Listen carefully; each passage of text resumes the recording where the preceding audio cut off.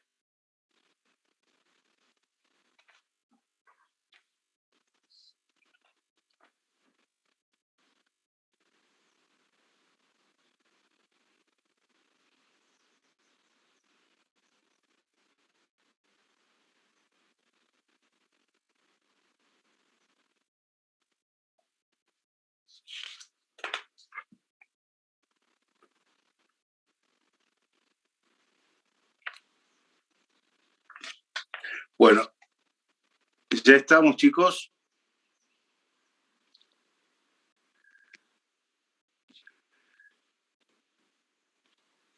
Bien, solo una preguntita antes de empezar. ¿Me están escuchando bien? Sí, profe, Sí, profe, se le escucha bien. Bien, ok, muchas gracias. Cualquier cosita que no entiendan, cualquier aporte, comentario que quieran hacer, directamente activan el micrófono y lo hacen, o a través del chat pueden ir preguntando. No tengo ningún inconveniente de que me interrumpan, además les pido que si quieren preguntarme cualquier cosa o interrumpirme, lo hagan con total libertad, ¿sí? Hoy vamos a tratar un tema muy importante y muy interesante del mundo del derecho administrativo que les va a permitir entenderlo mejor a lo que estamos estudiando. Es importante saber qué es lo que uno estudia desde el principio, qué tema está estudiando. Por ejemplo, si uno está por estudiar anatomía, saber que lo que se está estudiando es el cuerpo, ¿sí?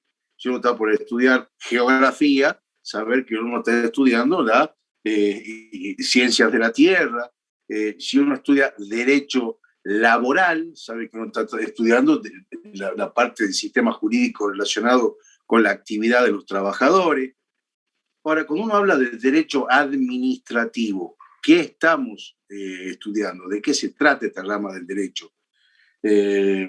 ¿A qué se refiere? ¿Qué es esta rama del derecho? ¿Qué vamos a estudiar acá? ¿Para qué le sirve esto a un profesional de la ciencia económica? Y esto es importante que lo entiendan de movida, porque cuando se den cuenta de qué es lo que se estudia en esta materia, se van a dar cuenta de la importancia que tiene para los profesionales de la ciencia económica manejar esta rama del derecho. No es una rama del derecho cualquiera para los profesionales de la ciencia económica, sino una rama muy especial, sobre todo, por ejemplo, para los contadores, que su título es contador público, ¿sí? Un contador público relacionado con la actividad pública. El mundo del derecho administrativo, entonces, se refiere a la actividad. Y acá les pido nuevamente que me interrumpan si no entienden algo, si hay que volver para lo que se vio en algunas bolillas anteriores, lo hacemos. En algunos temas que se hayan dado con anterioridad a la clase de hoy, lo hacemos. Se refiere a toda aquella actividad relacionada con la función administrativa. La razón de ser del derecho administrativo es el Estado.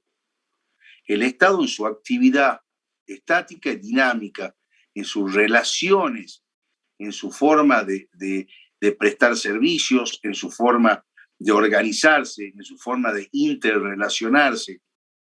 Es decir, es aquel derecho que organiza al Estado y lo pone en actividad.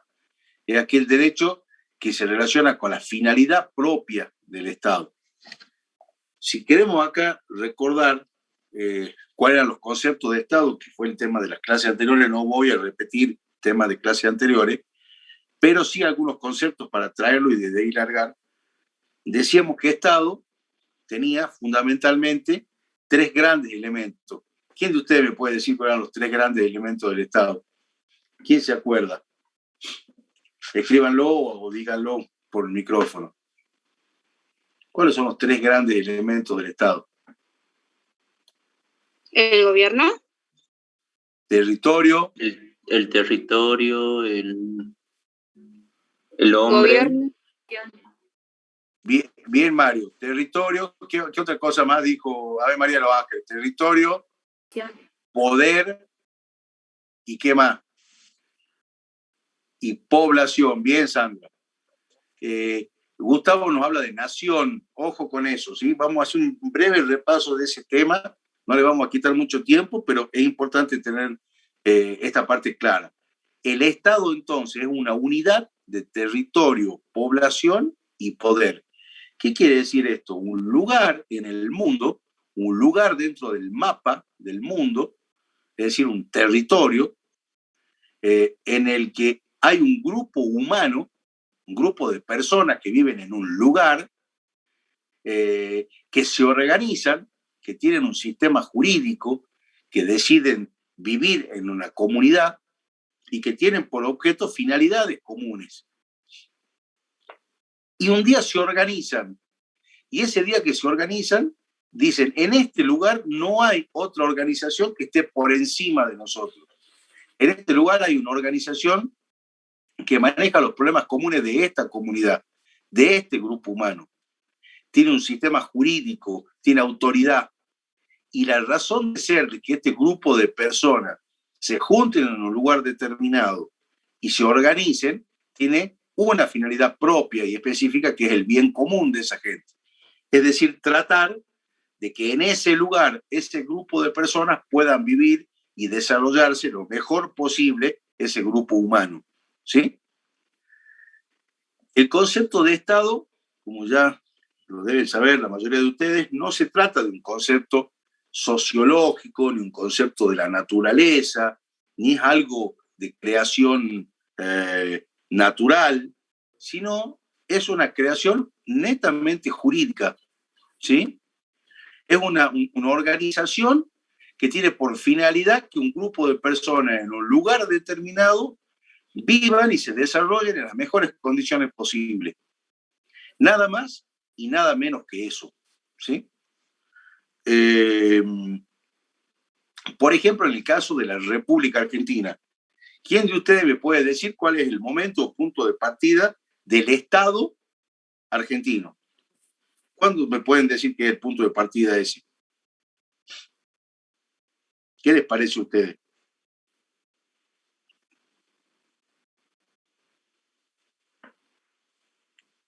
Siempre existió desde la creación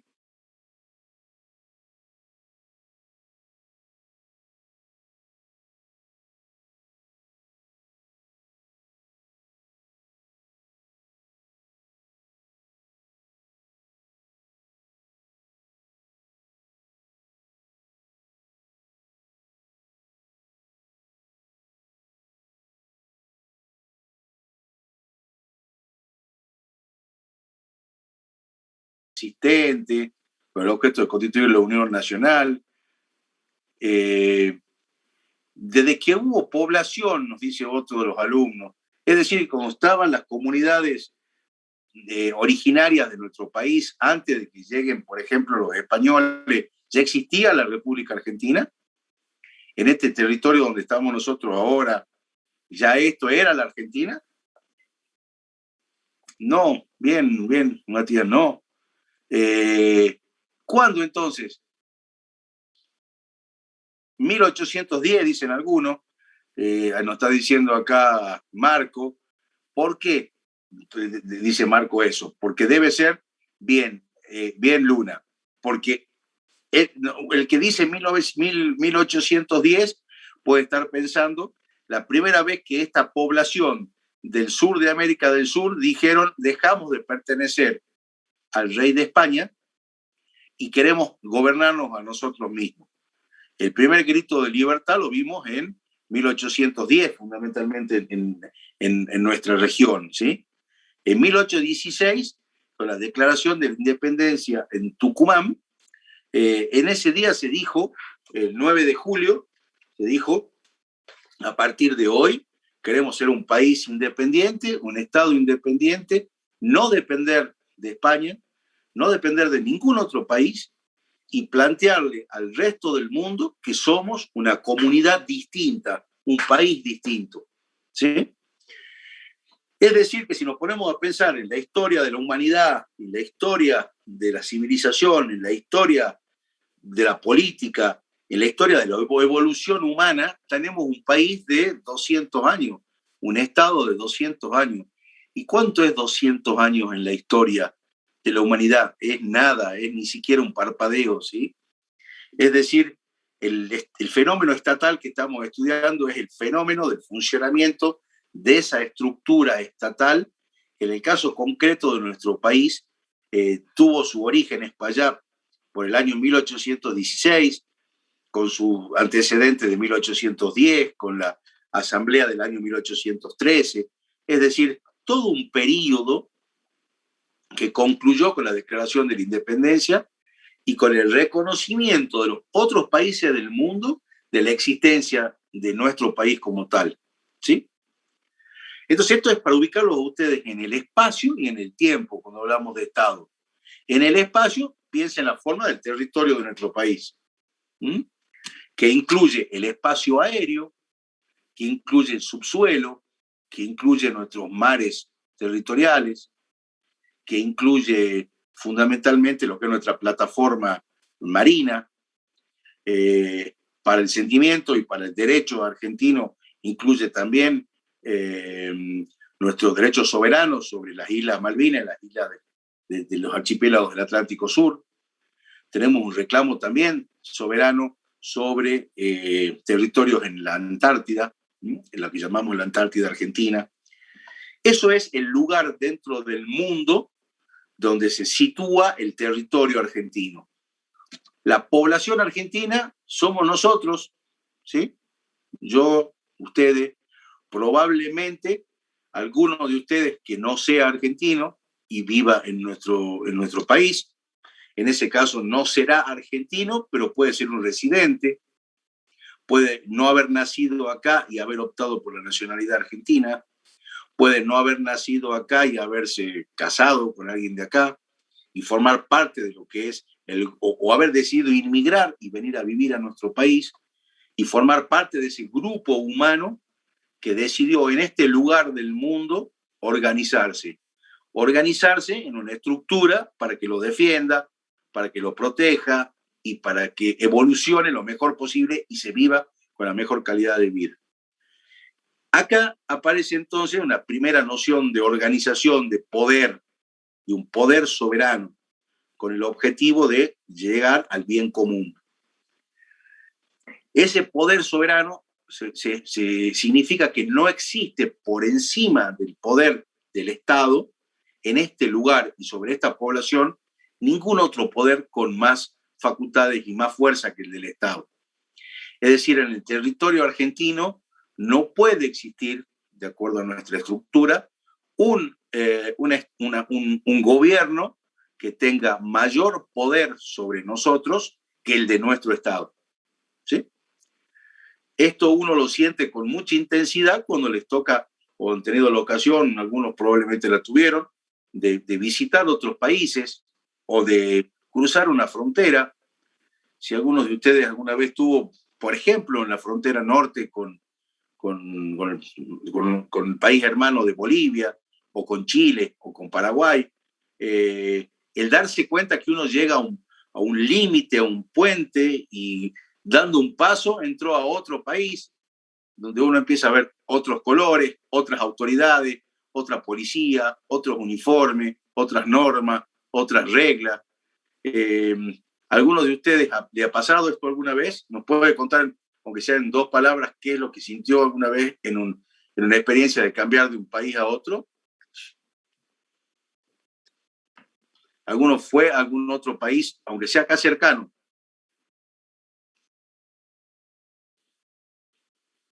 A ver, Matías, en 2 palabritas, ¿qué sentiste cuando cambiaste de un país a otro? ¿Cuál es la primera sensación que uno aprecia, que uno siente?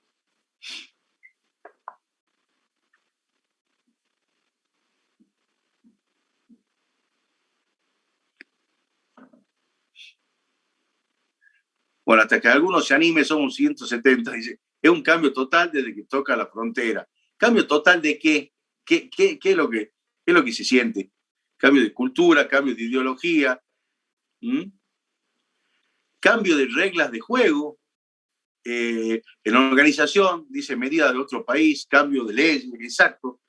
Si, por ejemplo, nosotros no tenemos ningún vecino, ni Bolivia, ni Paraguay, ni Chile, que manejen por el otro lado, pero si un francés cruza el canal de la Mancha y se va a Inglaterra, va a sentir que no solo que se deja de hablar francés, sino que se empieza a hablar inglés, y además también que manejan por el otro lado, en lugar de manejar hacia la derecha, se maneja hacia la izquierda, que hay cosas que en un lado están permitidas, en otro están prohibidas, que en un lugar son conocidas determinadas costumbres, en el otro nada que ver. Estas cuestiones muestran cómo hay diferencias entre un estado o el otro, hay diferencias entre las reglas de un lugar y las reglas de otro. No quiero que confundamos el concepto de estado con el concepto de nación, ¿sí? Esto ya la clase pasada, ya se me mezclan un poquito los grupos, pero si ya se los dije a ustedes, les pido disculpas, y si no se los dije, se los digo. El concepto de nación se relaciona con un concepto sociológico. Nación es la pertenencia a un grupo social, mientras que el Estado es un concepto jurídico, ¿sí? Les voy a dar un ejemplo de diferencia entre nación y Estado. La nación se parece más a nuestra familia, mientras que el Estado se parece más al club del cual somos socios. ¿Qué les quiero decir con esto? Yo pertenezco a mi familia porque nací dentro de mi familia, hablo con el acento que tiene mi familia, tengo los gustos que tiene mi familia, y normalmente tengo la religión que tiene mi familia, el hábito, las cosas que me disgustan son similares a las que le disgustan a mi familia, el comportamiento, es decir, es algo como natural, es como somos. Ese es el concepto de nación.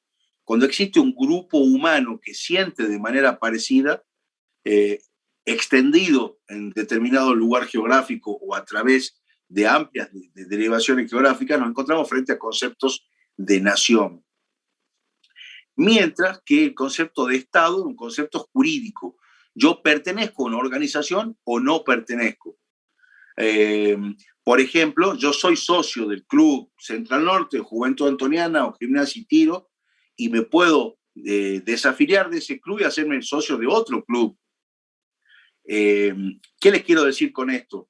Yo puedo pertenecer, por ejemplo, a la nación argentina, porque yo creo que existe una nación argentina, por más que sea un pueblo joven, pero tiene su identidad, tiene sus gustos, tiene sus costumbres, y un día puedo ir a trabajar,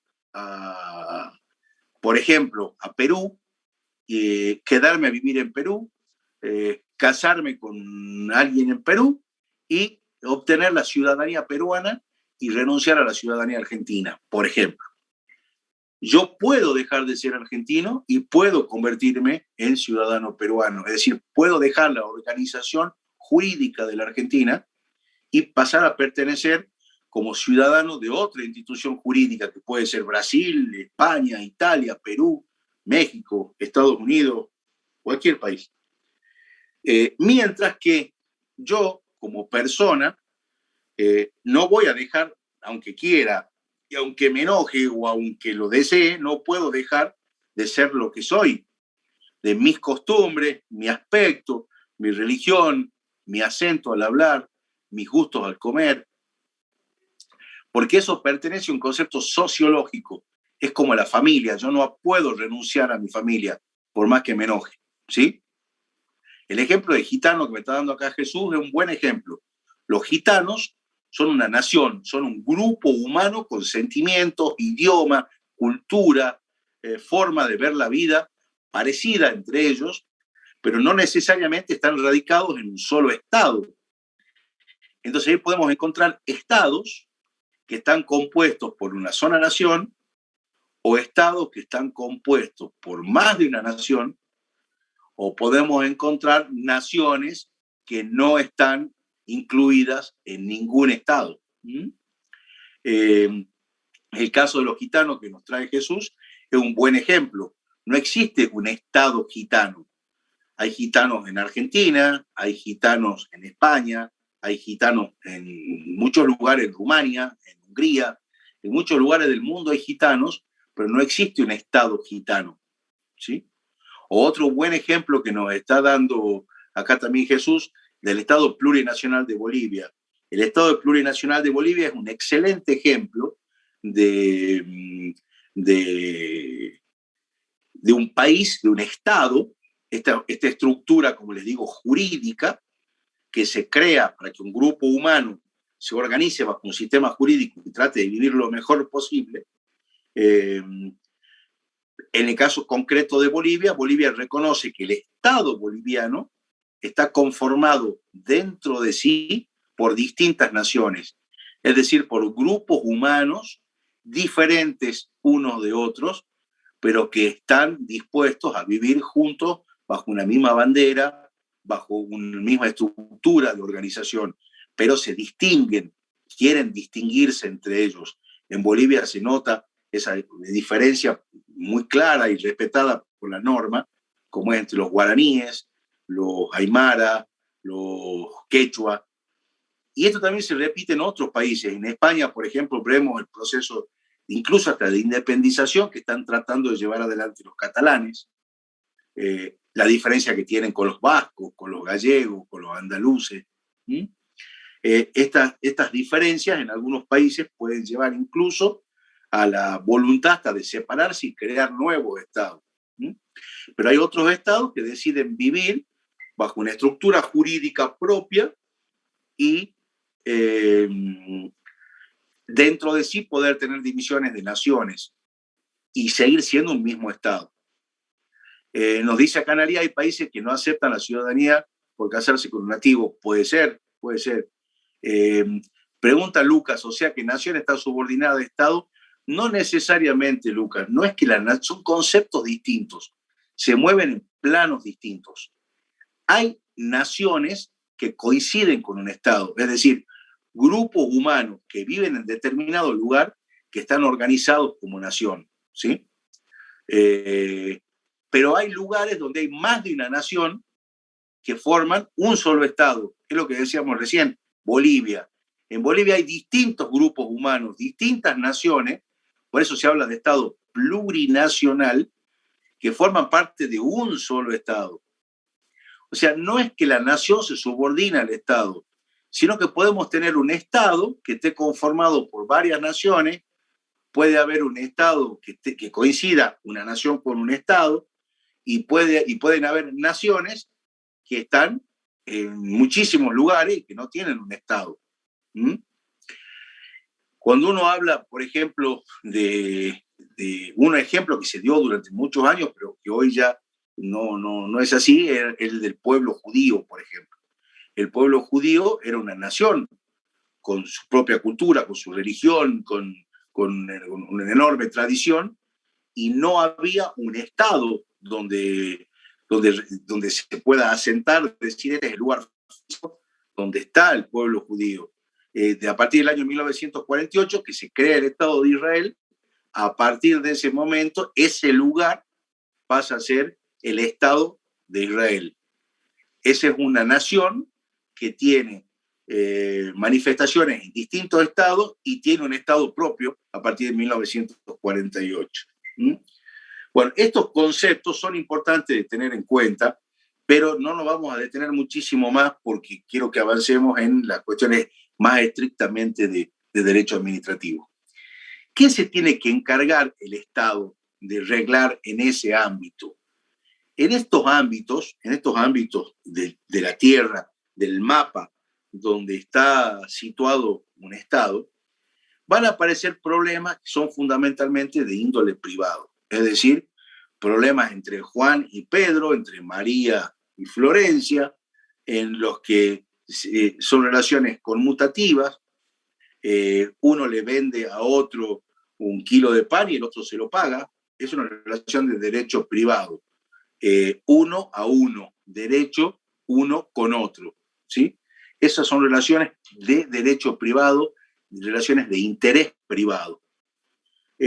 Ahora bien, en las sociedades también hay cuestiones que interesan no solo a uno, sino cuestiones que hacen al interés general, que hacen al bien común, que no solamente importan a uno, sino que importan a toda la comunidad. Y hay organizaciones que se tienen que hacer cargo de esas cuestiones comunes, porque si no el sistema no funcionaría.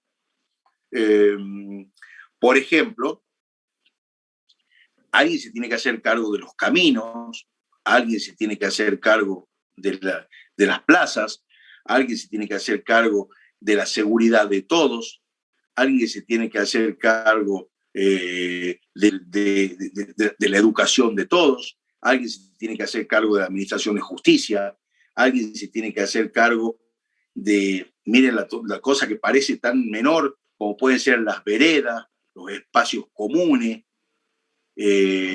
aquellas cosas que van más allá de la problemática individual, y no quiero decir una palabra que confunda, pero todo aquel ámbito egoísta en el que nos movemos nosotros, de nuestro propio interés, tiene que haber estructuras y organizaciones que se encarguen de aquellas cosas que van más allá de eso, ¿sí? Imagínense ustedes una sociedad en la que solamente la gente se preocupara de su propio interés y no hicieran y no hubiera nadie que se encargue de nada que sea común. ¿Cómo serían esas calles? ¿Cómo serían esas veredas? ¿Cómo serían esos parques? ¿Existirían los parques? O sea, cuando alguien diga, vamos a dejar esta calle ancha para que se pueda mover dentro de un tiempo, cuando haya mucha población en esta zona, vamos a dejar una avenida ancha para que la gente se desplace. Si no hay alguien que toma esa decisión con una visión de bien común, si no existiera eso sería un lugar totalmente ocupado para viviendas o para negocios. ¿Me siguen con el razonamiento? Tiene que haber una estructura para que un país crezca, para que una región crezca, para que una sociedad crezca, tiene que haber un grupo de personas, una estructura, pensando en las cosas en común, no solamente los intereses individuales. El derecho privado, las relaciones privadas se ocupan de ese vínculo privado, que es tan importante y que hace mucho al crecimiento de una sociedad, pero eso no alcanza solito. Por sí solo, la actividad privada no garantiza una calidad de vida ni un nivel de vida bueno de una sociedad, sino que es importante, muy importante, todo lo que sea una estructura de lo que se encarguen del bien común, que se encarguen de todas aquellas cuestiones que sobrepasan el interés individual. Y ahí nos aparece el derecho administrativo. Este ejemplo que ya lo di en más de una oportunidad, pero yo se lo reitero igual para aquellos que no lo hayan podido escuchar probablemente. Yo comparo en un primer momento, así en unas primeras clases, en las primeras aproximaciones al Estado, lo relaciono mucho con las administraciones de los consorcios, ¿sí? Muchos de ustedes, algunos de ustedes probablemente vivan en algún edificio. ¿Alguno vive en un edificio donde haya un consorcio de propiedad horizontal? Matías vive en uno, ¿sí? Ese edificio tiene administrador, tiene un consorcio que lo administra. Sí, a ver, Matías, así muy breve, contanos cómo funciona el tema de los espacios comunes y de los espacios propios dentro de la estructura del edificio. ¿Tenés micrófono o no, Matías? ¿Se escucha, profe? Sí, se escucha bien. Contanos un poco de los espacios comunes y los espacios propios dentro del edificio. ¿Cómo es? Bien, de los espacios comunes se encarga lo que vendría a ser la función administrativa, que nosotros todos los meses tenemos que abonar un cierto equivalente económico, que en la cual eso se encarga de los espacios públicos. Y luego lo que sería la infraestructura, lo que vendría a ser lo privado, eso ya lo encargamos nosotros, lo que vendría a ser dentro del departamento, digamos, o sea, mantenimiento del hogar y todo lo que sería un desgaste del uso del inquilino, digamos. Perfecto. ¿Y qué espacios comunes o qué actividad se encarga el administrador del consorcio? ¿De qué parte del edificio? Se encarga más bien del mantenimiento, de la limpieza, lo que sería dentro del complejo. Se encarga también del cortar el césped, también de la electricidad, de los salarios y sueldos y jornales y de lo que vendría a ser los empleados, digamos. Y así Bien. que, sí. La gente del consorcio, o mejor dicho, las autoridades del consorcio, cuando ustedes llegan y lo ven, ¿esos son los jefes de ustedes? ¿Son los dueños del edificio? No, no son los dueños. No son los dueños. No, no son los dueños. Sino que hay un jefe de los departamentos, por así decirlo, digamos, pero no son los dueños. No son los dueños. Claro. Pero en los espacios públicos, ¿cómo se comportan? ¿Como autoridad o no? Claro, sí, exactamente. Y en los espacios privados, ¿pueden entrar ellos y decirle a ustedes qué tienen que hacer? No. Porque ¿pueden decirle cómo pintar o qué tipo de azulejo usar en el baño? No, eso no. No. Ahora, ¿pueden voltear cualquier pared del departamento? No, eso no. Porque se puede caer todo el edificio, ¿no es cierto? Claro, exactamente. Bien. Ok, bueno, estos ejemplos, gracias Matías, estos ejemplos que estamos viendo, es un ejemplo en muy pequeñito, de lo que puede ser la estructura de un Estado dentro de la sociedad, ¿sí? El que administra el consorcio es un grupo de personas o una persona, depende de la complejidad de ese consorcio, que se encarga de las cuestiones comunes del edificio, aquellas cuestiones que individualmente nadie se encargaría. O sea, en un edificio de 10 pisos, con 4 departamentos por piso, con césped afuera, estaríamos todos diciendo, ¿y quién corta el césped? Sería un yuyaral, porque nadie lo consideraría propio, por más que todos sientamos que nos pertenece. Si se echa a perder el ascensor, diríamos, ¿y quién se encarga de esto? Ah, no sé, a mí no me importa porque vivo en planta baja, diría yo. Y el que vive en primer piso dice, a mí tampoco, yo subo un piso, no me calienta. Ahora, el que vive en el piso 9 no va a pensar lo mismo, ¿sí? Si se quema el foco de los pasillos del piso 6, le importará el del piso 6, pero no le importará el del piso 9 ni al de la planta baja. Pero hay un grupo de gente que se encarga de que todo funcione bien y que ande el ascensor, que no haya ningún foco quemado, que esté todo limpio, que si hay un ruiderío en algún espacio común se les pida por favor que se calmen, que si tienen algunos amenities que son compartidos, capaz que tengan un quincho, capaz que tengan una parrilla, tomarla, anotar el préstamo, decir qué día lo pueden usar, de qué hora a qué hora, en qué condiciones lo tienen que devolver. Es decir, encargarse de las cuestiones comunes de ese edificio. Esos señores necesitarán al mismo tiempo recursos. Esos recursos, ¿cómo se los consigue? A través del pago de la despensa, como nos decía Matías. Que eso se parecería en el Estado al pago de los impuestos. Estos señores son los dueños del edificio. Ya nos dijo Matías que no son los dueños. Ahora, estos señores son empleados de nosotros que vivimos en los departamentos.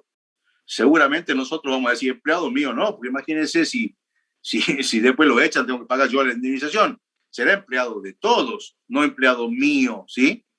Pueden llegar a ser una relación de dependencia con todo el edificio, con el consorcio, no con cada uno, no con el dueño del primero B y del quinto C. Estos señores que administran el consorcio, y acá donde les pido que abran bien los oídos y piensen sobre todo que estamos en el medio de un proceso electoral. No voy a hacer ningún tipo de mención política, por favor, pero sí una mención de la importancia que tiene los procesos electorales, porque nosotros nos encontramos en este momento cerca de definir en el mes de noviembre a un grupo de personas que van a formar parte de la administración de nuestro consorcio. Vamos a tener elecciones en nuestro país. Vamos nosotros a poder votar. Nosotros elegimos, como ciudadanos de este gran consorcio que es la Argentina, nosotros elegimos a los administradores del consorcio. Vivimos en un país en el que no tenemos rey, no tenemos dictador, no tenemos ninguna persona que tenga prerrogativa. En este país nadie es más que nadie. Entonces, nosotros elegimos de manera periódica personas que se van a hacer cargo de las cosas públicas, con alternancia, que van a estar un tiempo y se van a tener que ir. Y esos señores los elegimos nosotros a través de elecciones libres y participativas. ¿Qué pasa si nosotros llegamos al edificio y vemos que nunca está el que lo tiene que cuidar y administrar? Los espacios están siempre sucios, los ascensores no funcionan, las bombas de agua nunca andan y entonces el tanque de arriba nunca tiene agua, hay inseguridad, las puertas están todo el tiempo abiertas y hay que nuevamente elegir las autoridades y pagar todos los meses por ese servicio. ¿Les da ganas de pagar? ¿Les da ganas de que esta gente sea la misma que siga administrando el edificio? ¿O pensarán en decir, a ver, cambiemos de autoridad, cambiemos de ¿cómo se llama? De encargados, o incluso empezar a animarse a meterse, es decir, me interesa a mí meterme en la administración y encargarme personalmente de algunas cosas, ¿sí? Esta cuestión también se da en el mundo de la política. Yo estoy dando el ejemplo chiquitito del edificio con relación a lo que puede ser un Estado. ¿Qué pasa si nosotros llegamos a nuestro edificio, donde todos los meses ponemos con mucho esfuerzo el pago de nuestras expensas, y nos encontramos con que el administrador tiene estacionado 4 Mercedes-Benz de él en los únicos 4 lugares que hay afuera para estacionar, y los 4 son de él, un lujo tremendo en su oficina, un montón de empleados, todos permanentemente haciendo fiestas, actividades, vestidos con ropa cara, usando accesorios caros. Y uno dice, ¿y estos señores quiénes son? Bueno, esos son los que nosotros estamos bancando todos los meses con la plata del consorcio.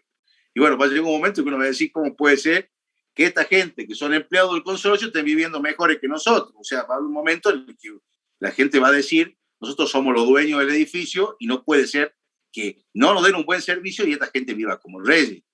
Le estoy dando algunos ejemplos que si se parecen en algo a nuestro país es mera coincidencia, ¿sí? Pero son cosas que tenemos que pensar. Tenemos que pensar porque esto es derecho público, ¿sí? Y en el derecho público que hay cuestiones en que a todos nos atañen. Y no estoy hablando de ningún partido en particular. Entonces, el derecho administrativo es aquella parte del derecho que se encarga, se lo estoy dando el ejemplo con bastante poca definición académica, pero para que ustedes lo tengan en la cabeza, de aquella parte de la sociedad, de regular las relaciones de la sociedad, que en este micro ejemplo que yo les di sería todo el aspecto público del edificio. Todas las cuestiones que hace el consorcio en beneficio de esa comunidad y que no repercute individualmente en cada uno, que no hace individualmente al beneficio de cada departamento. En el mundo del derecho administrativo se encarga fundamentalmente el Estado de aquellas cuestiones que hacen al interés común, ¿sí? Se van a encargar de todas aquellas cuestiones públicas, no privadas y de manera subsidiaria. Pero acá entra en juego, antes de que ya empecemos a avanzar más concretamente en fuentes del derecho administrativo, aquí entran de manera mucho más concreta, más precisa, ideas políticas e ideas filosóficas, ¿sí? Hay personas que con muchos argumentos están a favor de una mayor intervención estatal o de una menor intervención estatal. Hay personas que creen que cuando más intervención estatal haya, es mejor para esa comunidad.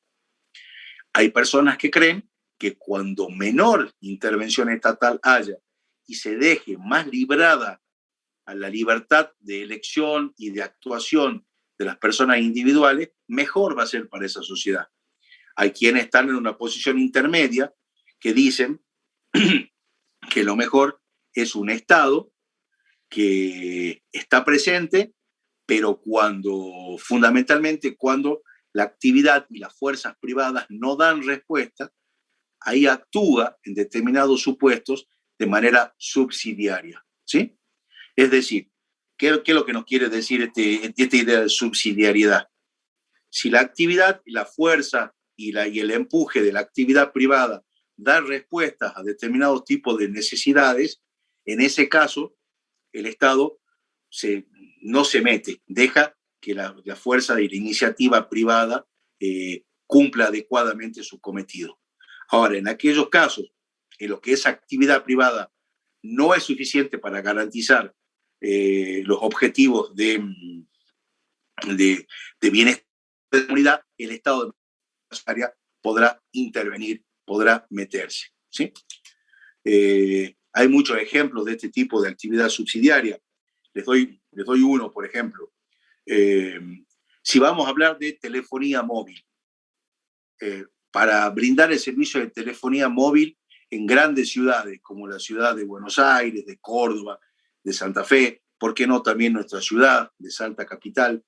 Yo creo que no vamos a tener problemas a nivel de actividad privada. La bolilla que estoy dando es función administrativa, el punto 2, derecho administrativo, evolución, fuente del derecho, unidad 3 del programa analítico, para el que me estaba preguntando. Porque ahora empiezo a hablar de fuente del derecho, ¿sí?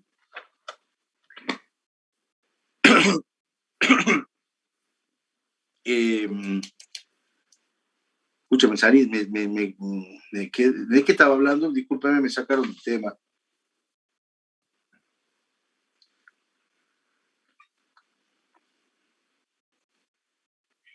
Ramiro, cuénteme, ¿qué es lo que venía diciendo? De internet, listo, ya me acuerdo, gracias. Una empresa puede, por ejemplo,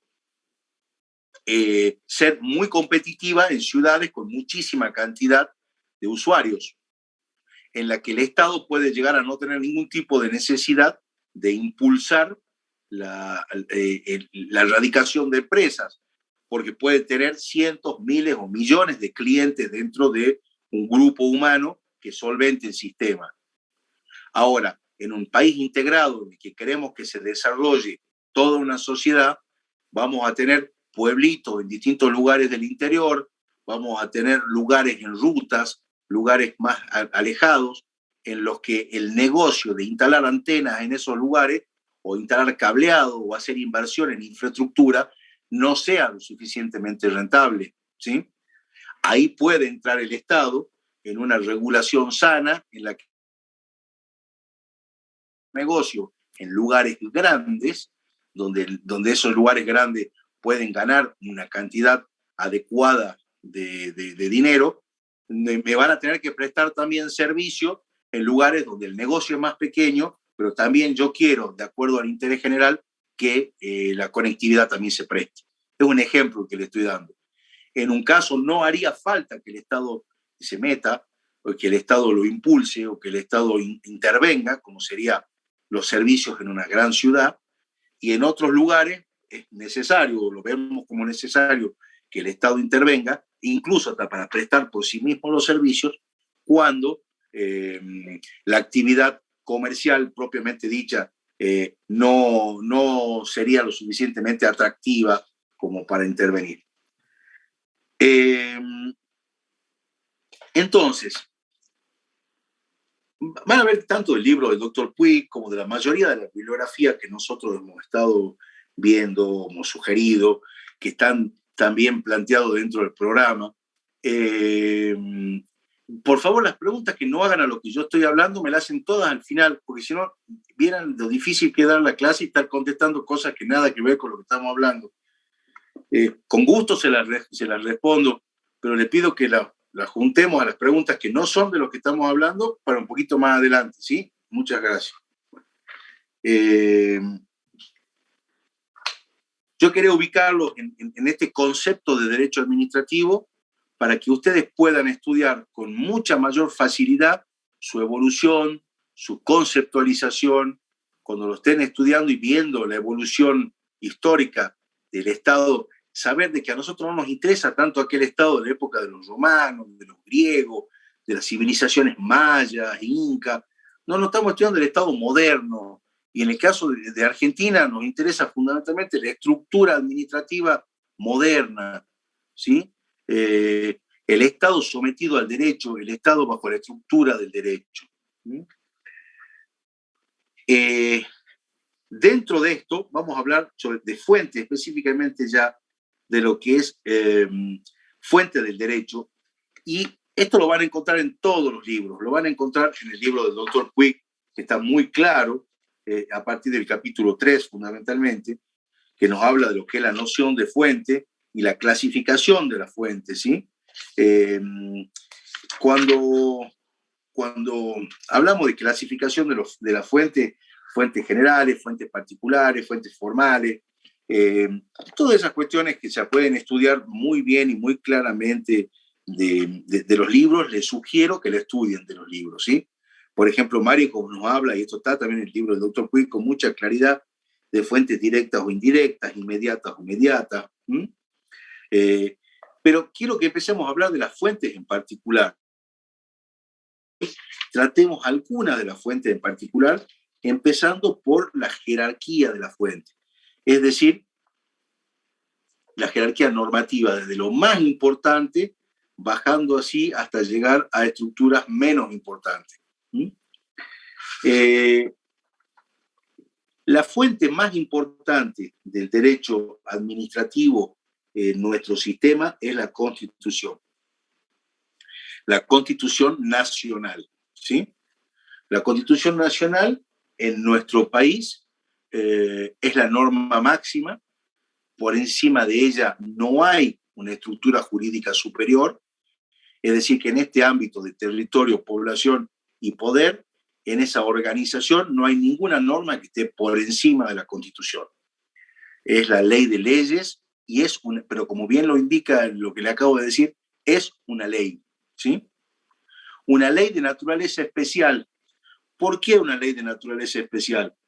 Porque es una ley que está dictada por unos legisladores especiales. Esos legisladores especiales se llaman convencionales constituyentes. Los convencionales constituyentes son unos legisladores que se eligen específicamente para dictar estas normas supremas, y una vez que la dictan, dejan de existir como tales los convencionales constituyentes y la norma queda activa. ¿Sí? En nuestro país, nuestra primera constitución, formalmente hablando, fue la de 1853 y tuvo distintas modificaciones. Y no sé si recuerdan ustedes cuál es la última modificación, la más reciente y muy importante. ¿La recuerdan? La del 94. Muy bien, la de 1994. En 1994 se produce una reforma significativa de la Constitución Nacional Argentina. En esa reforma, entre otras tantas cosas que se reforman, se incluye el artículo 75, inciso 22. El 75, inciso 22, incluye dentro de la Constitución Nacional a un número importante, a un paquete importante de tratados internacionales de derechos humanos. Y establece el artículo 75, inciso 22, que los tratados internacionales de derechos humanos que ahí se mencionan van a tener en nuestro sistema la misma jerarquía que la Constitución. ¿Esto a qué nos lleva? Yo me acuerdo que tenía un profesor cuando estudiaba en el grado en la Universidad Nacional de Córdoba, que nos preguntaba, una pregunta que era un poquitito, entre comillas, tramposa, porque nos decía, ¿cuántos artículos tiene la Constitución? Y uno decía, profesor, ¿cómo nos va a preguntar números de artículos? Como siempre uno como alumno contesta cosas así. Entonces, bueno, pues díganme más o menos. Y nosotros decíamos, muy bueno, 100 y pico. Y no, nos decía él, no, de ninguna manera, 100 y pico no. Y la pregunta, ¿por qué era capciosa? Porque él lo que decía es, si hay 13 tratados internacionales que son texto constitucional, más los 100 y pico de artículos, estamos hablando que la Constitución Nacional Argentina tiene cerca de 900 artículos. ¿Me sigue el razonamiento de lo que nos decía este señor?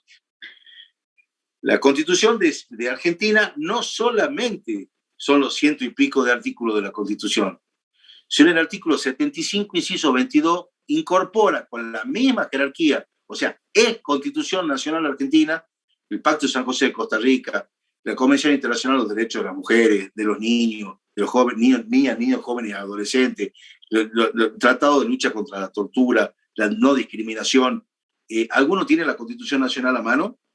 Y si no la tiene, con la velocidad que tienen los jóvenes de hoy, me buscan el artículo 75, inciso 22 ahora nomás, y me leen cuáles son los tratados internacionales que ahí están plasmados, ¿sí? Yo lo tengo acá en la mano, pero prefiero que ustedes se despabilen un poquitito y me ayuden, ¿sí? ¿Alguno lo tiene a mano? Artículo 75, inciso 22.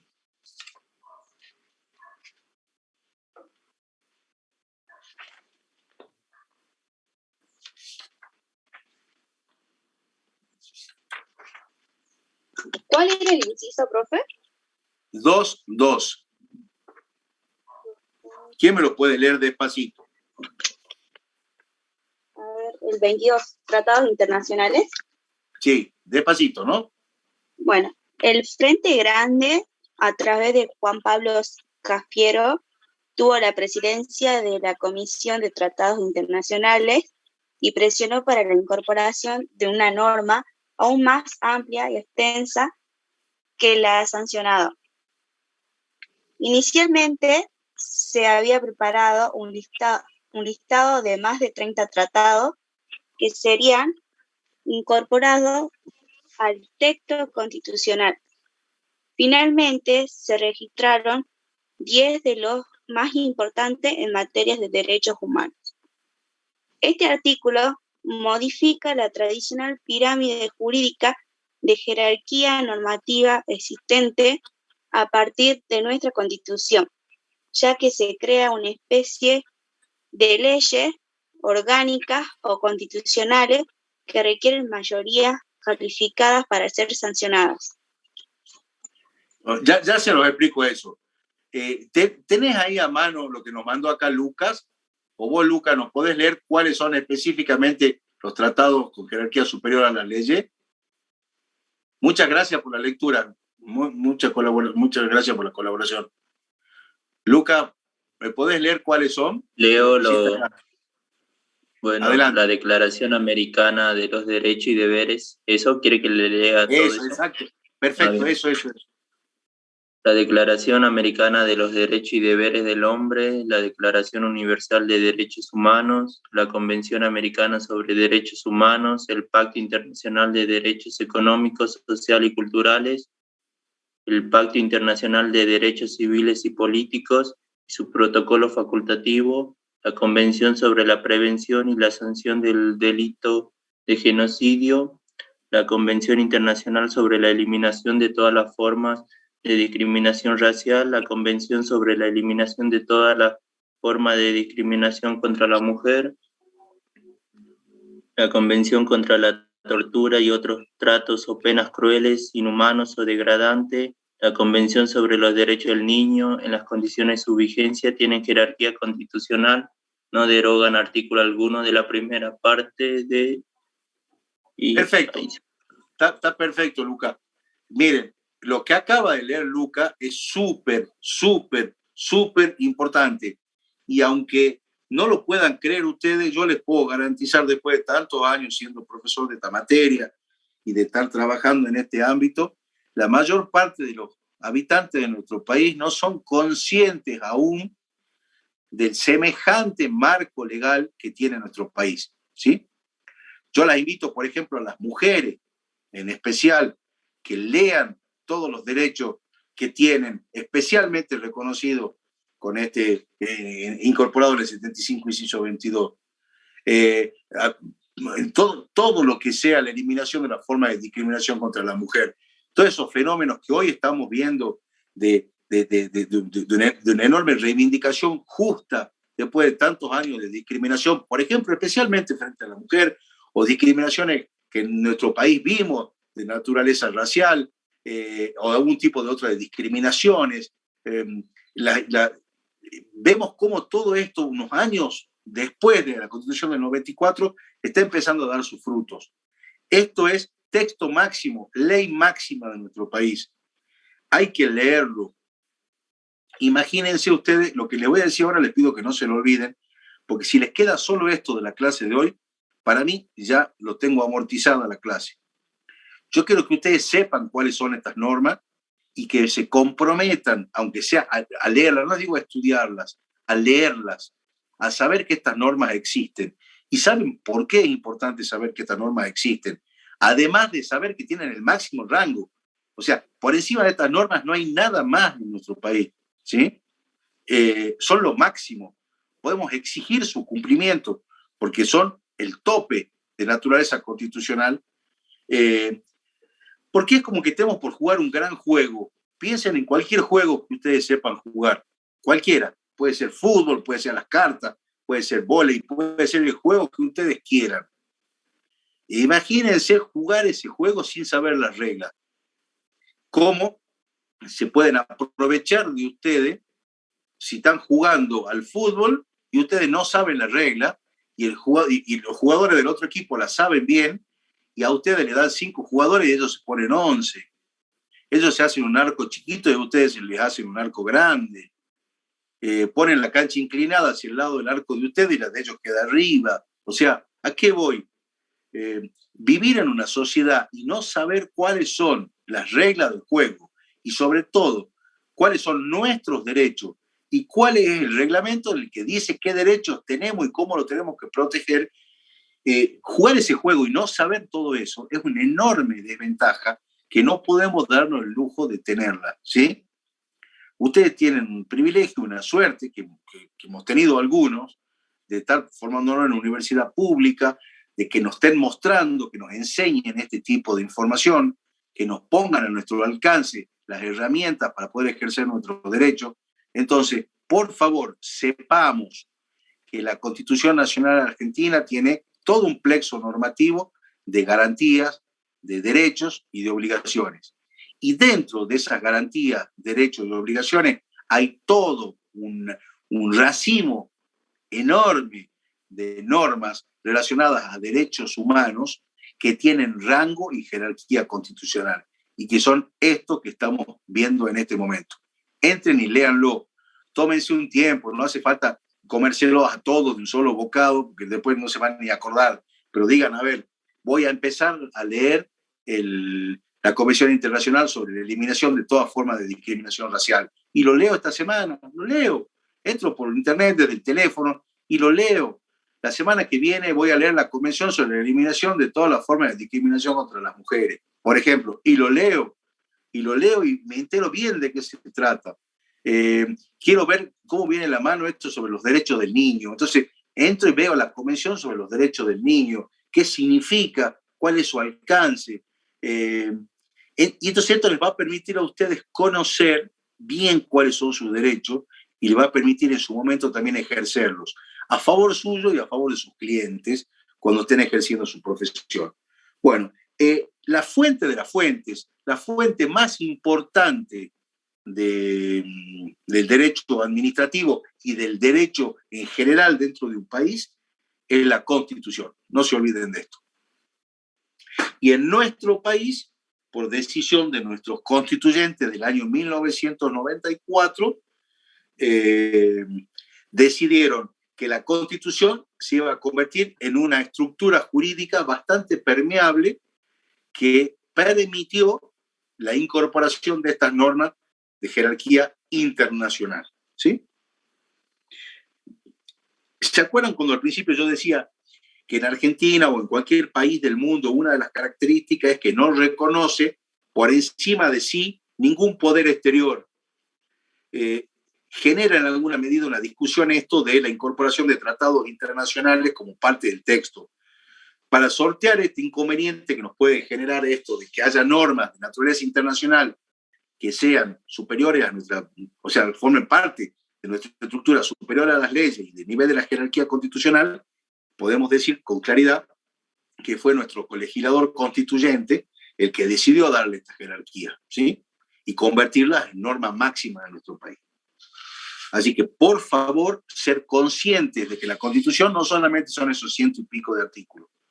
Hay todo este plexo completo de normativa de derechos humanos que tenemos que conocerla, por nosotros y por nuestros clientes. Ya hemos visto entonces dos de las principales fuentes, la Constitución y los tratados. Los tratados internacionales los vamos a distinguir por lo que acabamos de ver en distintas categorías. Tenemos estos tratados que acabamos de ver en el 75, inciso 22, que tienen jerarquía constitucional. Pero va a haber otros tratados que no tienen jerarquía constitucional. Por ejemplo, un tratado de límite entre un país y otro, una convención que pueda, por ejemplo, para fijar pautas de comercialización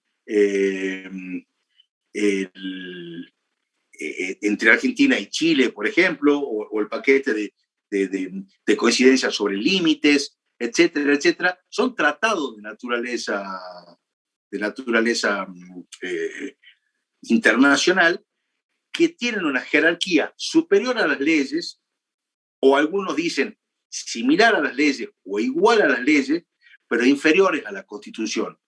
Es decir, que no todos los tratados internacionales tienen jerarquía constitucional. Como pregunta acá Maribel, la Constitución más los 13 tratados son el bloque constitucional.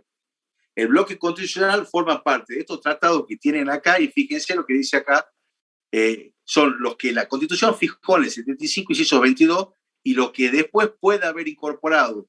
Y Argentina incorporó 2 tratados con posterioridad a la aprobación del 75, inciso 22, ¿sí? Pero hay otros tratados internacionales que no tienen jerarquía constitucional. Esos tratados también son fuente del derecho, pero no tienen la jerarquía de los tratados con jerarquía constitucional, porque esos son iguales que la Constitución.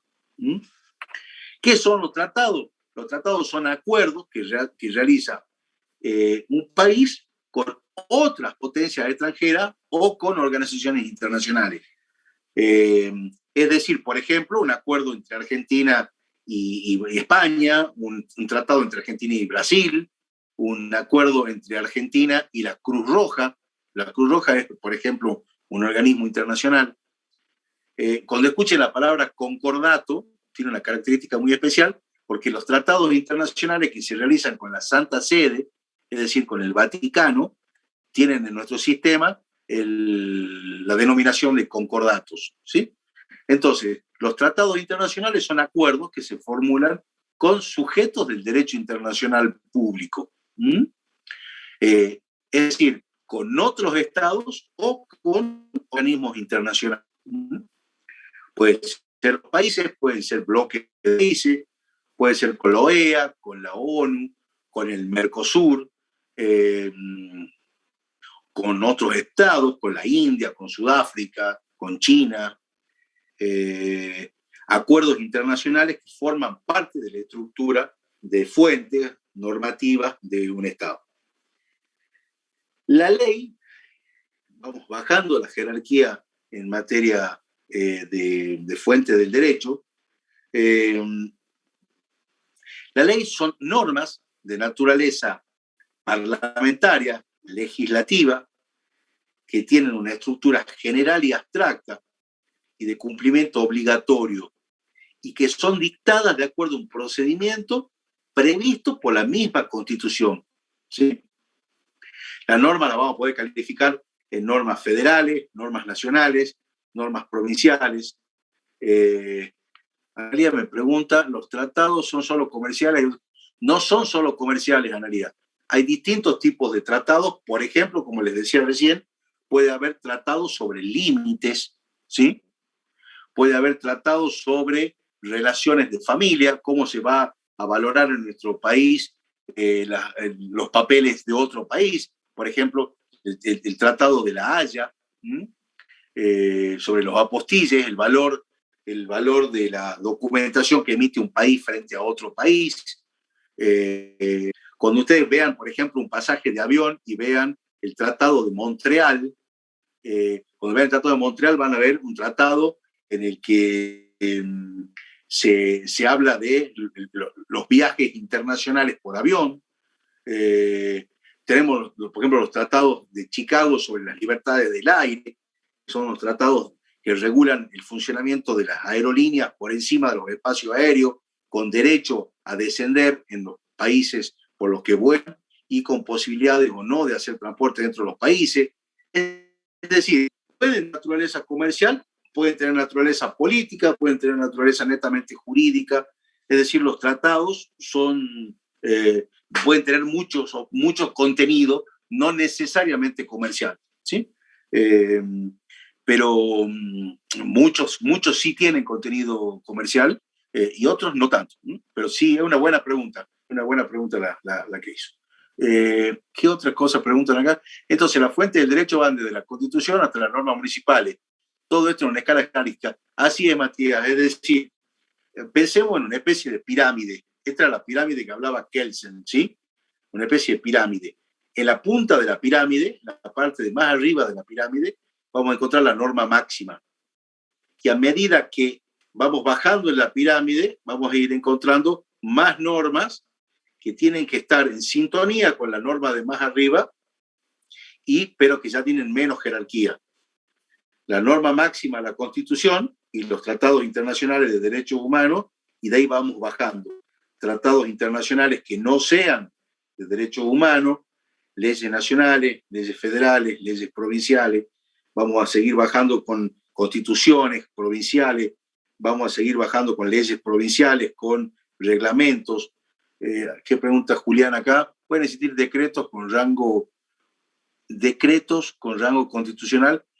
¿A qué te referís, Julián, con decretos con rango constitucional?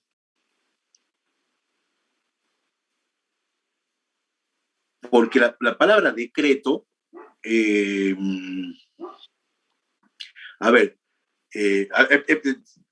pregúntame de nuevo, Julián, y si no te explico lo que creo que estás queriendo preguntarme.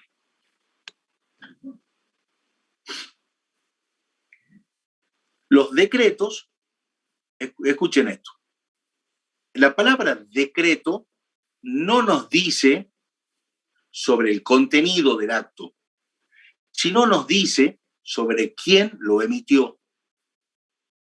Escuchen bien lo que les voy a decir porque parece difícil, pero no es difícil. Los actos que se llaman decretos son actos que emanan de la máxima autoridad administrativa. ¿Sí? Por eso es correcta y es buena la pregunta, Julián. Porque el decreto es la máxima manifestación de la actividad administrativa. ¿Quién dicta decreto? Decreto dicta el presidente de la nación, decreto dictan los gobernadores, decreto dictan los intendentes. Si yo digo decreto, no estoy pensando en un juez. Si yo digo decreto, no estoy pensando en un parlamento o en una legislatura. Si yo digo decreto, estoy pensando en la máxima autoridad administrativa. ¿Sí? Entonces, ¿qué pasa cuando uno dice decreto? No estamos diciendo si el contenido del acto es individual, si es general, no estamos sabiendo si es un reglamento o si es un acto. Lo que sí sabemos cuando hablamos de la palabra decreto es que estamos hablando del continente, de la lata, del frasco. Significa que es un acto dictado por la máxima autoridad administrativa. ¿Mm? Ya vamos a ver, a medida que avancemos, lo que es reglamento y lo que son actos administrativos. ¿Mm? Está dentro de lo que es acá el reglamento en esta misma bolilla 3. Los reglamentos son actos de alcance, son reglamentos de alcance, son actos de alcance general, los reglamentos. Sí. Disculpe, usted estaba hablando de decretos. No sé si se me escucha bien, lo que pasa que te ronca. Sí, escucho bien. Escucho bien. Por ejemplo, yo tengo entendido que hay decretos, por ejemplo, que se puede, el caso de una religión que se profesa, se puede usar el hijab para sacarse la foto del documento. Hay decretos establecidos que en el documento uno puede usar el velo y sacarse foto. Hay decretos, por ejemplo, el último decreto que es el del matrimonio a distancia por el tema de la pandemia.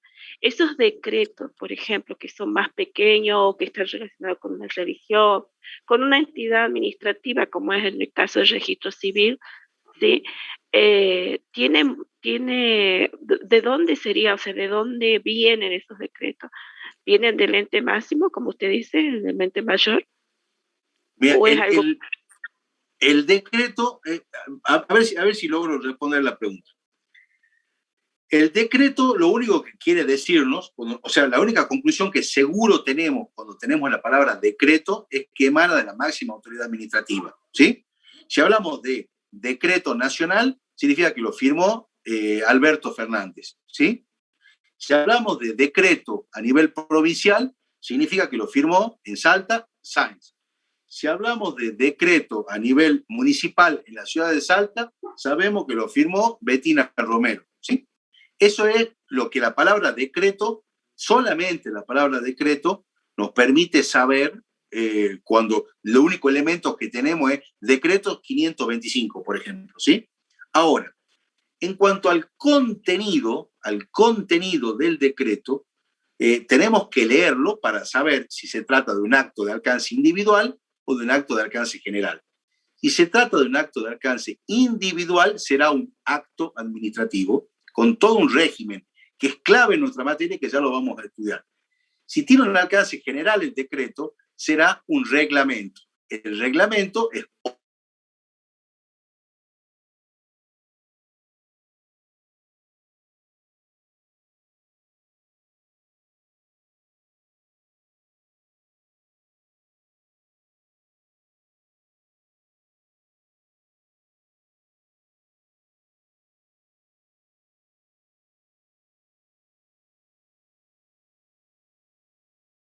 el señor Mansur como jefe de gabinete. ¿Cómo lo designa? Lo designa a través de un decreto. Dicta un decreto en el que dice, desígnase al doctor Juan no sé cuánto, Juan Mansur, desígnaselo como jefe de gabinete a partir de la fecha de su toma de posesión, por ejemplo. ¿Qué significa el decreto de designación del jefe de gabinete? significa que es la decisión de la máxima autoridad del Ejecutivo Nacional que está dictando un acto individual, o sea, un acto administrativo para la designación de un funcionario de su gabinete, ¿sí? Bien, ese decreto para ese caso es un acto administrativo. Ya vamos a ver más adelante, si se fijan ustedes en la bolilla 5, habla de acto administrativo, ¿sí? Noción. ¿Y también sería un hecho, profe? ¿Perdón? ¿Y también sería un hecho administrativo ya que lo llevó a cabo, no? Sí, pero no lo confundamos, ¿sí? Porque el hecho puede existir sin acto. Ojo con eso, porque pueden haber actos, pueden haber hechos sin actos. Por ejemplo, si una ambulancia atropella a un peatón, una ambulancia del hospital, ahí tenemos un hecho administrativo, pero no tiene acto. ¿Me explico? O sea, no hay un acto que ordene atropellar a alguien. No sé si me explico. Sí, sí.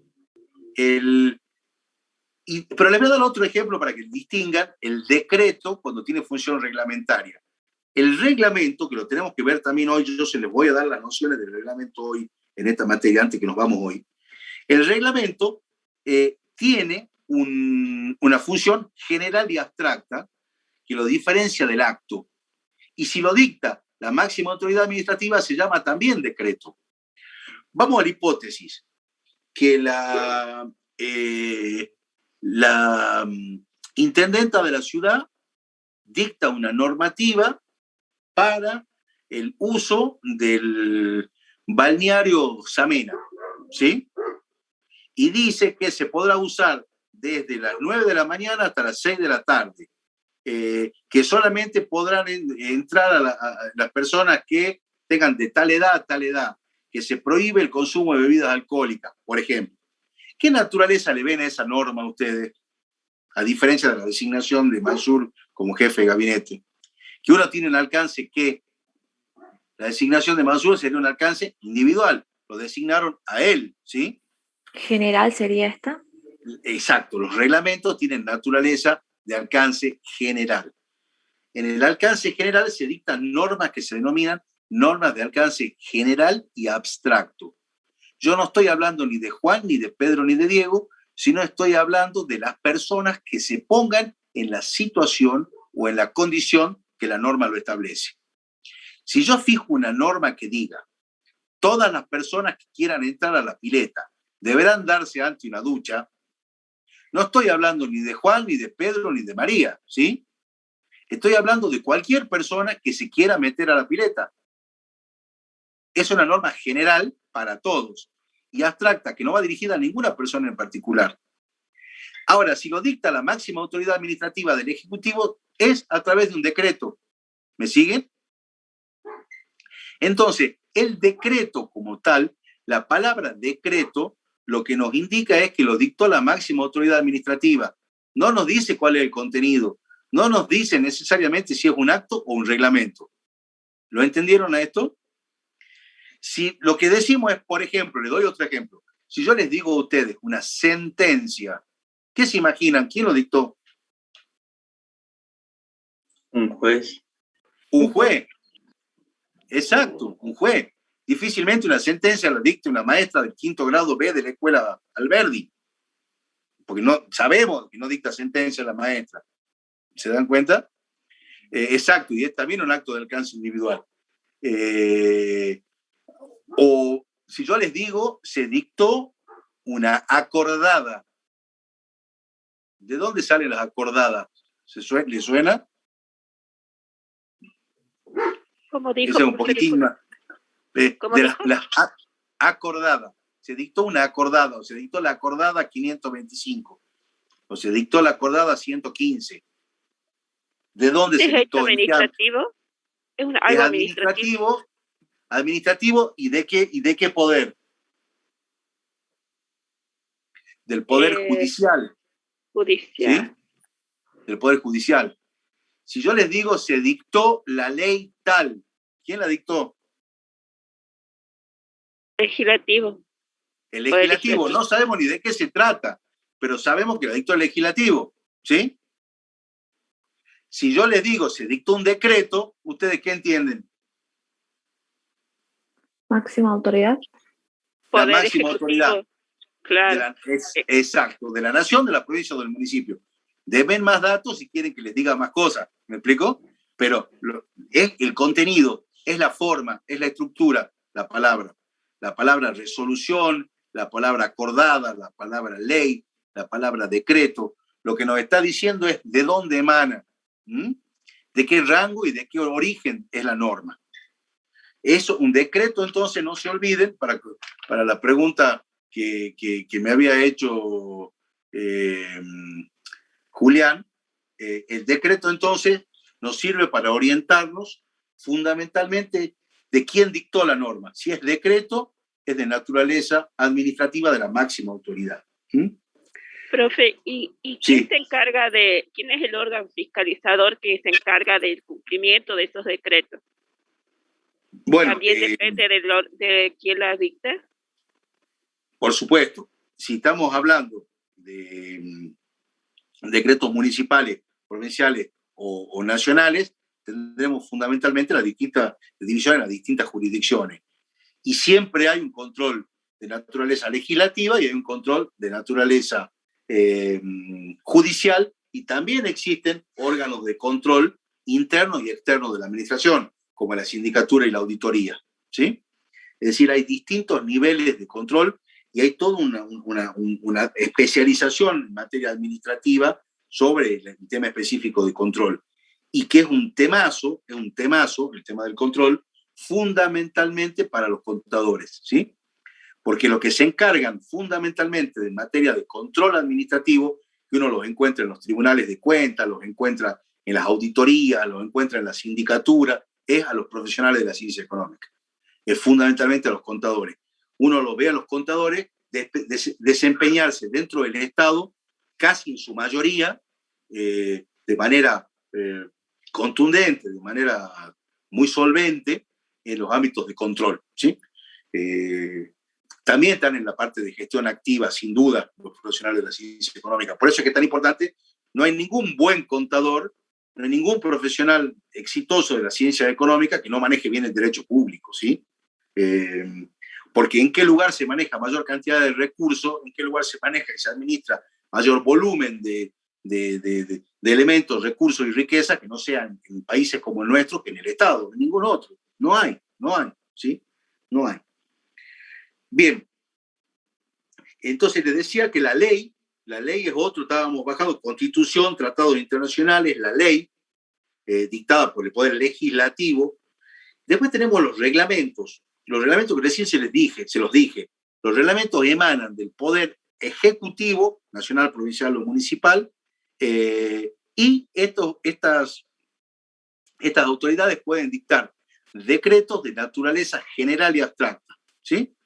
Cuando emiten decretos de naturaleza general y abstracta, están en el mundo de los reglamentos, que vamos a ver hoy rápidamente, antes que se nos haga la hora, los distintos tipos, distintas clases de reglamentos, que los distinguimos en reglamentos de ejecución, autónomo, de integración, delegado y de necesidad y urgencia, ¿sí? Eso están en la bolilla 3, y esas clases están al final de la bolilla 3, si tienen el programa a mano, cuando vean clases de reglamento, ejecución, autónomo, de integración o delegado y de necesidad y urgencia. Bien, ya vamos a volver entonces sobre el reglamento. Jurisprudencia. Jurisprudencia es otra de las fuentes de donde emana el derecho administrativo. ¿En qué consiste la jurisprudencia? La jurisprudencia consiste en la forma en la que un caso, un tema, es recurrentemente resuelto por los jueces, por la autoridad. También hay jurisprudencia también llamada jurisprudencia administrativa, por los decisores que van resolviendo casos similares de manera similar o igual durante un determinado número de tiempo, con una repetición importante de casos. Es decir, es la interpretación armónica de un mismo tema hecha por las autoridades competentes, muchas veces sobre el mismo caso, que lleva un momento en el que quede como antecedente jurisprudencial la forma en la que se está resolviendo. Hay países que la jurisprudencia, sistemas en los que la jurisprudencia son más importantes que en otros, ¿sí? Por ejemplo, en el país por excelencia donde la jurisprudencia o los precedentes, llamados también precedentes, es donde más se despliega, es precisamente en Inglaterra, un país que tiene el privilegio de haber tenido la primera constitución escrita que la historia registra, que es la Magna Carta de 1215. Hoy en día es un país que no tiene prácticamente normas escritas, ¿sí? Se basan en los precedentes, se basan en los antecedentes de cómo se resolvieron casos similares con anterioridad a este caso que está pasando hoy. Es lo que se denomina el stare decisis, es decir, son países que se mueven mucho en la tradición y se mueven mucho en los precedentes, en cómo antes se había resuelto el mismo caso. Nuestro país sigue una tradición más similar a lo que se denomina la tradición continental europea, más a Francia, más a España, donde el precedente, si bien es importante, es menos importante que en Inglaterra y en los países que le siguen con su tradición, como es Estados Unidos, como es la India, como es Australia, como es Nueva Zelanda, ¿sí? Países en los que el precedente, la jurisprudencia, la tradición tiene mayor peso desde el punto de vista jurídico de la fuente, ¿sí? La costumbre también es una fuente de derecho. O sea, de la costumbre también surgen cuestiones que se vuelven obligatorias o nos permiten interpretar el derecho. Lo que sí no hay que permitir son las costumbres que puedan llegar a implementarse contra la ley. Pero si determinada actividad es reiterativa en el tiempo, es entendida de esa manera por una comunidad, es respetada de esa manera por una comunidad, si hay una forma en la que esa comunidad durante muchos años interpretó una cosa de determinada manera, eso tiene fuerza vinculante. Se convierte en una norma que, si bien puede no ser escrita, se convierte en una norma obligatoria, aunque sea de naturaleza social, ¿sí? Las normas sociales muchas veces son tan o más exigentes que las mismas normas jurídicas. Ustedes se preguntarán de qué estoy hablando, pero, por ejemplo, hay normas jurídicas que nosotros vemos todos los días que se incumplen. Hay cosas que nuestra gente está aprendiendo, pero que no terminan de aprender. Si yo les pregunto, los semáforos de la ciudad de Salta, ¿están previstos para la gente que viene en bicicleta? ¿Qué creen ustedes? ¿No? No nos dice Magdalena, no nos dice Matías, sí nos dice Luca, no nos dice Marianela. ¿Los semáforos son para la bicicleta o no? ¿Qué creen? Tengo sí, no, sí y no es.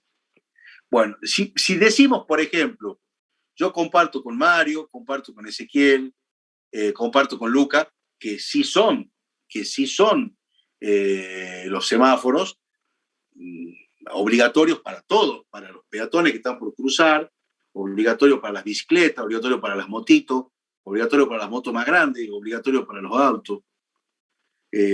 Entonces no me cabe duda de la respuesta de que los semáforos son para todos. Ahora, vamos a la pregunta de la realidad. ¿Ustedes ven que las bicicletas cumplen con detenerse en un semáforo si se puso en rojo en nuestra ciudad? Y ahí la respuesta va a ser algunos sí, pero la mayoría no. Y llega un momento en el que ese incumplimiento se vuelve tan normal y tan habitual que siente una comunidad que cosas que están prohibidas o que están mal se vuelven tan inhabituales que ya ni se las perciben como un incumplimiento, ¿sí? Bueno, eso no puede ser tolerable. Ese tipo de costumbre que van en contra de la ley no es una costumbre de naturaleza jurídicamente admisible. Que los vehículos que vengan por la derecha tengan prioridad para pasar y que los salteños no le demos mucha bolilla a eso, no significa que hayamos derogado la ley de prioridad del que viene por la derecha. Que los semáforos, cuando se ponen en rojo, significa que hay que frenar, y hay determinados personajes que no frenan, no significa que esa mala costumbre derogue la ley. El ejemplo de Lucas sobre la rotonda, muy bueno, Lucas. Eso nos muestra de que tenemos una sociedad que está en condiciones de aprender. Cuando alguien es pesimista y dice, esta es una sociedad que no cumple con nada, yo siempre doy el ejemplo de la rotonda. Y digo, qué buen ejemplo que le estamos dando a todo el mundo, de que cuando se la toman en serio a las cosas, han puesto unos carteles, nos han enseñado que el que va por la rotonda tiene prioridad, y en Salta todo el mundo la cumple en este momento, o la mayoría.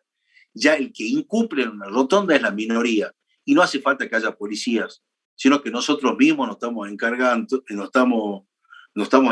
de hacerla cumplir, ¿sí? Es decir, no hay mejores normas que las que nosotros mismos controlamos su cumplimiento. Ustedes en su mayoría son chicos, y lo que yo les voy a decir ahora capaz que no lo entiendan muy bien, pero hace 20 años atrás, por ejemplo, se fumaba en todos lados.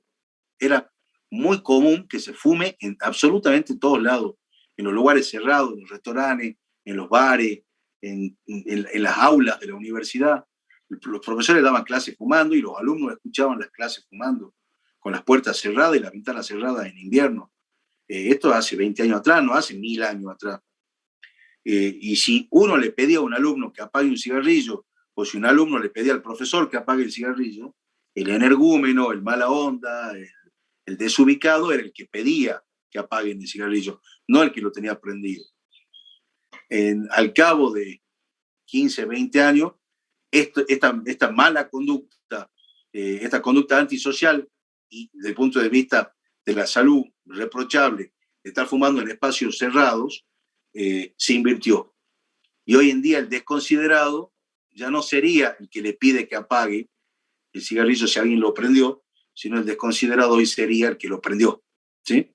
Es más, yo creo que si alguno de ustedes fuma, le daría ganas de prenderlo delante de un aula donde está las ventanas y las puertas cerradas en invierno. O sea, todo el mundo se va a dar vuelta a mirarlo, a decirle, che, flaco, apaga eso. Hasta los fumadores le van a pedir que lo apaguen. ¿Por qué? Porque esos son controles sociales, eso es costumbres. Son costumbres que también se pueden ir mejorando, se las puede ir trabajando, y es muy importante trabajar sobre esto, porque hace que las sociedades sean más prolijas, más ordenadas, más sanas, más eficientes, con mejores resultados. Bueno, la doctrina es otra de las fuentes. Sí, perdón, ¿qué preguntaba? Se habla del control social y me imagino un ejemplo, por ejemplo, como el tema de las manifestaciones, que se filtra porque no hay un control social, digamos, con respecto a eso. Si bien es algo permitido porque lo establece, hay un derecho de ellos de manifestarse, se escapa de las manos, por ejemplo, en la parte del tránsito, del libre tránsito, por ejemplo, porque ya se produce un caos social, digamos, pequeño ante eso. ¿Cómo se manejaría eso? ¿Se puede manejar? Yo creo que sí, las sociedades van aprendiendo, y le doy un ejemplo muy pequeño, le vuelvo a repetir, por la edad de ustedes hay cosas que me van a entender algunos más y otros menos, pero ustedes se acuerdan lo que eran los enchastres de la ciudad, por ejemplo, durante las elecciones hace años atrás. Todas las paredes pintadas con engrudo, carteles sobre carteles, todo sucio. Llegaban a pintar hasta con alquitrán las paredes. Ahora, no digo que sea la belleza y que sea toda una limpieza, ni mucho menos, pero estamos viendo campañas que son con cartelitos colgados de algunos postes y que pueden durar un poco más, pueden durar un poco menos, pero no generan daño permanente ni irreversible. Y yo hace unos años atrás decía, ¿cómo podemos hacer para esto? Y con el tiempo, poco a poco, se fue, todos nos fuimos como acomodando. Lo que sí creo yo es que este tipo de cosas se tiene que acomodar, y creo que su comentario relacionado con la manifestación es interesante de analizar, porque estoy seguro que no se soluciona con la fuerza. Esto creo que se soluciona con el control social. creo que se soluciona con, si hay un grupo de personas que se quiere hacer oír y necesita hacerse oír, puede llegar en un momento a tratar de coincidir en hacerse oír sin afectar los derechos de otros, ¿sí? Lo mejor de eso es que eso se trate de coordinar sin la necesidad de la utilización de la fuerza, porque eso siempre termina dando como resultado a la larga problemas peores que lo que se estaba tratando de solucionar. Las sociedades van creciendo, no solo las personas crecen, las sociedades también crecen, evolucionan y algunas veces involucionan también. Así que en estos temas hay que trabajarlo, hay que trabajar en la conducta social. Hay cosas que son muy interesantes de ver. Por ejemplo, y esto capaz que ustedes lo han vivido también, yo cuando era chico, ver que alguien tiraba papeles por la ventanilla del auto, de un colectivo, era de lo más común. Hoy el que te reta es un chico. Yo llego con un caramelo y tiro el papelito mi hija chiquita, me retan ellas a mí, porque los docentes los están formando a los chicos en conceptos mucho más ecológicos de los que nos formaron a nosotros. No sé si a ustedes les pasó en algún momento algo como lo que les estoy contando. Hoy los chicos tienen un concepto mucho más ecológico, de mayor respeto a la naturaleza, mucha mayor tolerancia en cuanto a las diferencias de las personas, en cuanto a sus preferencias de todo tipo, personales. Hay menos discriminación, es lo que yo percibo, ¿sí? Entonces, estas cosas que hacen al concepto de